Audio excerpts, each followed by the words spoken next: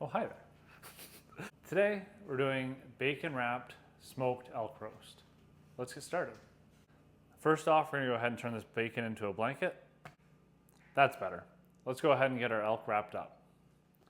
We're gonna go ahead and get our elk in the blanket and get it wrapped up. We're gonna season all of the bacon with the elk, and then we'll season on the outside of the bacon at the end. This technique works for basically any type of roast you want to do, but it's particularly good for tenderloin. Today we're seasoning with the Montana rib seasoning. Let's go ahead and get this spread all over the bacon and the elk. This is one of our favorite barbecue seasonings. It's got a sweet taste to it, and it's hard to find. And get this rolled up. There's no great way to do this. You just kind of have to play with your bacon to keep it held together here.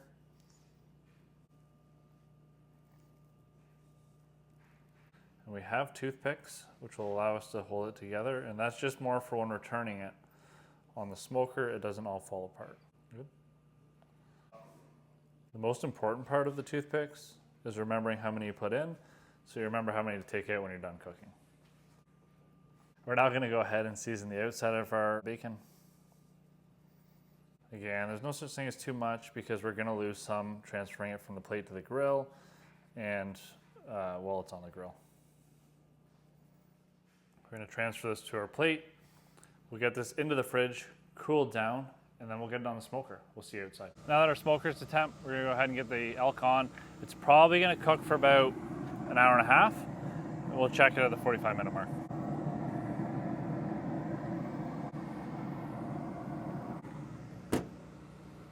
We've been cooking for about 45 minutes. We're gonna go ahead and get this flipped, and then we'll take the temperature and see where we're at.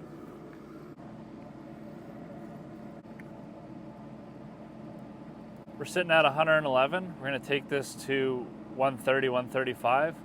At that point, we'll pull it and we'll let it rest. So, unbeknownst to us, we don't have any audio from this point forward in the video. Scotty was outside giving us a hand with the recording and happened to unplug the receiver from the camera. So here we go. We went ahead and pulled the roast at 130, 135 degrees. It cooked for about an hour and a half, and then we let it rest inside for about 10 to 15 minutes to let those juices get reabsorbed. At this point, we basically were talking about how you could go ahead and put the roast on a hot skillet or a barbecue just to crisp up that bacon a little bit more, but it's not necessary. You can see it's pretty crispy the way it is. As we cut into the roast, you can see it's a nice medium. The bacon held on pretty good. And at this point, I'm talking about the smoke penetration, which Ashley told me you can't really see in the video, but I promise you it was there. We went ahead and cut a slice off to give this a try. Looks a little awkward cutting it, but that's just because we're trying not to tear all the bacon off as we slice through it. Nice close up there. Now let's go ahead and cut a piece off here to give it a try. You want to make sure you get that bacon with every bite. There's enough on there that you can manage that. Here we go. Elk is probably one of my favorite wild game meats. If you haven't had it before and you're unable to harvest in your area, you can purchase it from elk farms.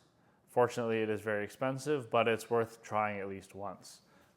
Problem is, you try it once, you'll probably want it all the time, but we'll let you figure that out.